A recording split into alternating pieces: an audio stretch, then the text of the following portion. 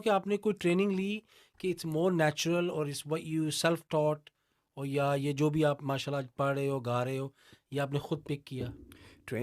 अगर कोई भी कहे जी मैं सेल्फ मेड हूँ, मैं बिल्कुल खुद सीखा, I don't particularly believe that, क्योंकि आप हमेशा हर वक्त किसी ना किसी से कुछ ना कुछ सीख रहे होते हो, बेशक। चाहे वो आप कॉन्शियसली सीखो या सबकॉन्शियसली सीखो। Very well said. तो वैसे मैंने जो है मैंने हर किसी से सीखा है, जिसने मुझे कुछ थोड़ा सिखाने की कोशिश की है उससे मैंने और ज़्यादा सीखा है, जिसने नहीं भी सिखाने की कोशिश की उससे भी मैंने सीखने की कोशिश की है।